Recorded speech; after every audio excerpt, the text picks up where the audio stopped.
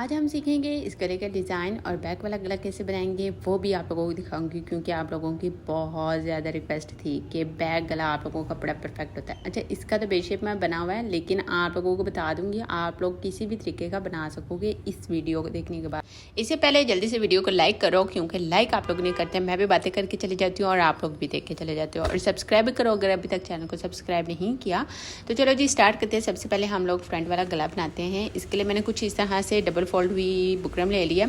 अच्छा, मैं आज तक कंफ्यूज हूँ कि इसको डबल फोल्ड कहते हैं या वन फोल्ड कहते हैं। मेरे ख्याल से इसको वन फोल्ड कहना चाहिए।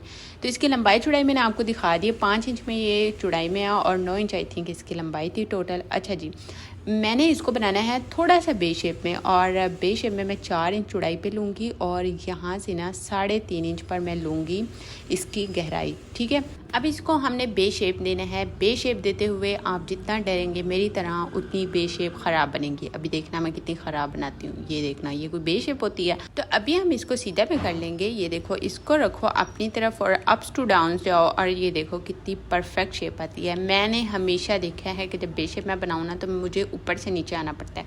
अब यहाँ से हम लोगों ने नीचे 3.25 इंच पर निशान लगाना है, जो हमने नीचे से शेप बनानी है उसके लिए। तो भाई देखें, जब भी आप निशान वगैरह लगाए ना तो इतने आराम से लगाएं, इतने हौसले से लगाएं ना जैसे आप लोगों ने कल इसको बनाना है। गले को आराम से निशान लगाएं और कटिंग करते हुए जल्दी जल्दी काम करें। अच्छा, जितने आराम से निशान लगाएंगे सोच समझ के कटिंग भी उतनी परफेक्ट होगी। अब देखें जी, 3.25 इंच का जो हाफ होगा ना, उस हाफ पे आप लोगों ने 1 इंच पे करके ना इस तरह से निशान लगाना है। अब मैंने ना अंदाज़ा निशान लगाया था, वो 1 इंच से थोड़ा सा कम हो रहा था, तो मैंने ना इसको थोड़ा सा ओवल शेप को खुला बनाना जैसे शेप में था, तो फिर मैंने इसको थोड़ा सा पॉइंट को आगे की तरफ किया। ठीक है, 2 पॉइंट मैंने बढ़ा लिए थे। तो ये देखें जी, अब हमारी ये सही शेप बनेगी। तो बस इसकी अब हम कटिंग कर लेंगे। तो आराम आराम से आप कटिंग करें। जितना आराम से आप काम करेंगे ना, नहीं पहले तो मैंने कहा था जल्दी कटिंग करनी है, ये क्या मैं फिर डबल बातें कर रही हूँ। पहले आप लोगों ने आराम आराम से निशान लगाना है, कटिंग करते हुए आपने जल्दबाजी करनी है। ठीक है, जल्दी जल्दी कटिंग कर देनी है, क्योंकि निशान को ही तो देखना है हमने, उसी को तो फॉलो करना है। अब उसके बाद ये वाली साइड की कटिंग करेंगे। अच्छा, साइड की कटिंग करते हुए अक्सर लड़कियाँ निशान वगैरह लगाती हैं, तो अगर आप निशान लगाना चाहें तो लगा सकते हैं, कोई ऐसी बात नहीं है। अच्छा, दरमियान में से आप लोगों ने इसका बिल्कुल थोड़ा सा गैप करना है। ठीक है, ये जहाँ पे नोके बनी हुई है ना, जहाँ पे बे शेप है। अब एक्स्ट्रा कपड़ा लेंगे और एक्स्ट्रा कपड़े के ऊपर इसको पेस्ट करेंगे हम। ठीक है, वैसे तो मैं आपको रिकमेंड यही करूँगी कि आप कमीज़ वाले कपड़े के ऊपर लगाएं, लेकिन अगर आप बिगिनर हैं तो एक्स्ट्रा कपड़े के ऊपर ही लगा लिया करें और फिर आप उसको कमीज़ के ऊपर पेस्ट कर लिया करें। भाई देखें, जब हम बुकरम को लगाते हैं ना कमीज़ वाले कपड़े के ऊपर तो फिनिशिंग बड़ी अच्छी आती है। तो मैं इस वजह से रिकमेंड करती हूँ कि उस पर लगाएं, क्योंकि मैंने अपनी अम्मी को इसी तरह कॉपी की है। लेकिन यहाँ पर चले हम ये वाला भी काम कर लेते हैं, कोई ऐसी मजबूरी थोड़ी है कि हमने वही काम करना है जो मुश्किल वाला होता है। तो यहाँ पर इसको पानी लगा के अच्छे से इस तरह से कर लें। अंदर की तरफ ग्लू लगाना है तो ग्लू लगा लें, वैसे पानी से भी अच्छा काम चल जाता है। अब इसके साइड पे हम सिलाइयाँ लगाएंगे। उससे पहले मैं आपको रख के बता देती हूँ कि कपड़े को हम लोगों ने किस तरह से रखना होता है।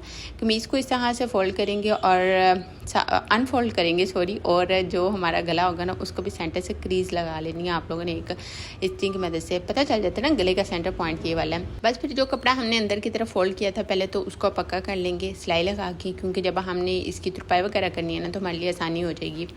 अब ये वाली सिलाई ज़रूरी है, आप लोग ज़रूर लगाया करें, इससे एक फिनिशिंग ज़्यादा अच्छी आती है। अच्छा, यहाँ से आप लोगों ने इस तरह से गले के अंदर रखना है। यहाँ से पार्ट जो है वो मिस हो गया था, रिकॉर्ड नहीं हो सका, तो बस सिंपल आप लोगों ने एक तो सेंटर में इस तरह से सिलाई लगा लेनी है, गले के दरमियान में या पिन अप कर लें जैसे भी, और फिर जी साइड पे ऐसे ही सिलाई चलाते जाएंगे। और आप लोगों ने ना कमीज़ की सीधी साइड रखनी है और गले की जो उल्टी साइड है वो ऊपर की तरफ नज़र आनी चाहिए, और कमीज़ की ये सीधी साइड होनी चाहिए।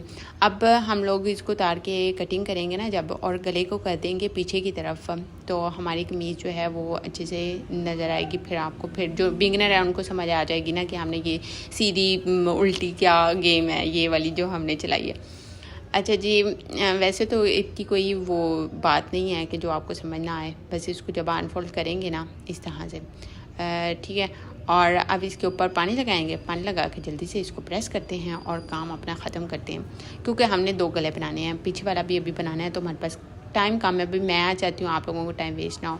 अच्छा, यहाँ पे ना आप लोगों ने कोशिश करनी है कि इस ओवल शेप में ये जो गैप आया हुआ है ना, यहाँ पे आप चाहें तो मोती लगा लें, टस्सा लगा लें, लेकिन कोशिश ये करनी है कि यहाँ पे ज़्यादा गैप नहीं आना चाहिए।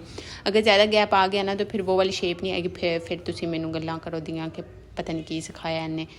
अब हमने यहाँ पर तुरपाई करनी है, तो जी ये ने झटपट तुरपाई होगी और मैंने ना बिल्कुल उसी को कॉपी करते हुए यहाँ पे एक टांका ही लगा दिए है, हैंड स्टिच कर दिया। ठीक है, अब मैंने सोचा कॉपी करिए तो फिर पूरा तो करिए। अब यहाँ पर हमने बनाना है बैक साइड, तो बैक साइड के लिए मैंने बैक साइड को कर लिया है प्रेस। अच्छे से करने के बाद इसको रखेंगे गले के नीचे और आप लोगों को मैं बताती हूँ आसान वाली बातें। ये देखें जी, इसको रखना है आप लोगों ने कुछ इस तरह से। ठीक है, ये देखिए सेंटर आप देख लें कहाँ आ रहा है, और जिस तरह से फ्रंट वाले की कटिंग हुई होती है ना, देखें जी बिल्कुल उसी तरह से मैंने रख दी है जैसे हम कटिंग करते हैं। अब यहाँ से आप लोगों ने किस तरह से कटिंग करना होता है, ये देखें जी, ये है पार्ट हमारा, यहाँ पे आनी चाहिए सिलाई। ठीक है, ना इससे पीछे हटनी चाहिए और ना ही आगे की तरफ आनी चाहिए, यहाँ पे ही हमारी सिलाई आनी चाहिए। इससे एक पैर यानी कि एक सूत छोड़ के आपने आगे की तरफ यहाँ से कटिंग स्टार्ट करनी है। ठीक है, और नीचे से आप गहराई जितनी मर्जी रख लें। अब देख लें जी टोटल हमारी गहराई कितनी थी, और इसमें से मैंने सिर्फ 1.5 इंच कपड़ा रखा है और बाकी का मैं कटिंग कर दूंगी। सही है, जिस शेप में यहाँ गले की फ्रंट वाले की कटिंग हुई है सेम वही वाला शेप हमने यहाँ पे भी कट करना है। ये देखें जी कटिंग होगी। अब हम लोगों ने यहाँ पर लगाने हैं जी मगज़ी को।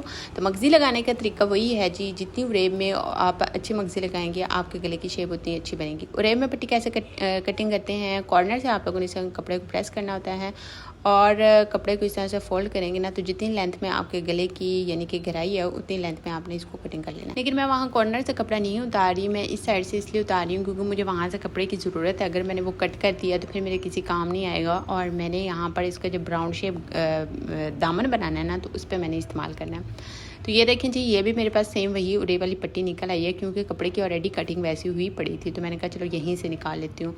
1.25 इंच की ये चौड़ाई में है मगज़ी जो हम पीछे की तरफ लगाते हैं। ठीक है, अभी इसको जी हमने रखना है इस तरह से ऊपर, और कपड़े की सीधी साइड भी ऊपर की तरफ नज़र आनी चाहिए कमीज़ वाले कपड़े की। और इस जो मगज़ी का तो ऑलरेडी कपड़ा डबल फोल्ड हुआ है ना, यानी कि तो ये तो वैसे भी सीधा ही होता है। अब ये मगज़ी जो है इस तरह से हम लगाते जाएंगे। एक पैर से ज़्यादा आप लोगों ने इसके अंदर मार्जिन नहीं देना, सिलाई का अगर ज़्यादा देना तो फिर वो फिनिशिंग नहीं आती। तो ये एक थोड़ी सी टिप थी आपको मिल गई। और यहाँ पर एक छोटे छोटे हम कट लगाएंगे, जितने छोटे हो सकते हैं उतने लगाएं, ज़्यादा बड़े लगाने की ज़रूरत नहीं है। तो उसके बाद जो एक्स्ट्रा अगर आपको कपड़ा लगे तो उसको उतार दें। और यहाँ पे ना अब इसको जो सिलाई का मार्जिन है उसको बाहर की तरफ करना है आपने। ठीक है, और बाहर की तरफ करने के बाद इस तरह से आपने सिलाई ऊपर चलानी है।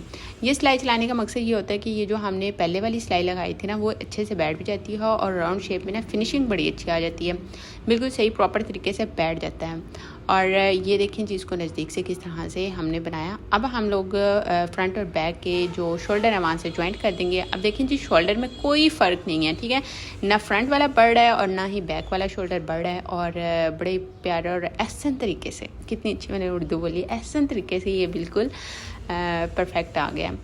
अब इसको इस तरह से उसके ऊपर फोल्ड करना है इस मगज़ी को। ठीक है, यहाँ पे आप लोग पॉइंट अच्छे से चेक कर लें। इसको यहाँ से इस जगह से जूम भी कर लिया करें, आप वीडियो को आप जूम करके भी देख सकते हैं। अब यहाँ पर हमने दूसरे शोल्डर भी ज्वाइंट कर लिया है। करने के बाद इसको आप मगज़ी को करेंगे इस तरह से फोल्ड। देखो मगज़ी का कोई सिलाई का मार्जिन नज़र नहीं आ रहा, कोई हमें किस तरह के झंझट जो हैं वो झेलने नहीं पड़े। और यहाँ से हैंड स्टिच कर देंगे, सिंपल सा हैंड स्टिच करेंगे जिस तरीके से आप लोगों को आता है, बिल्कुल वही वाला तरीका है, कोई नया तरीका नहीं है। और इसको प्रेस करने की ज़रूरत नहीं है, सिंपली ये फोल्ड होता जाता है। तो ये देखें जी अब हमारे गले की फाइनल लुक फ्रंट और बैक से ये कैसा बना है। इसको ज़रूर बनाइएगा, गर्मियों में हवादार डिज़ाइन की बहुत ज़रूरत होती है, तो इसको ज़रूर बना के मुझे आप लोगों ने कमेंट देना है और अपना रिव्यू देना है। कमेंट तो आप लोगों ने लिखना है, देना थोड़ी है। ओके जी, मिलते हैं किसी और वीडियो के साथ, तब तक के लिए अपना ख्याल रखें और मेरे चैनल को ज़रूर सब्सक्राइब करें क्योंकि बकरा ईद आने वाली है और मुझे अपने बकरा ईद पर मुझे अपना सिल्वर प्ले बटन चाहिए।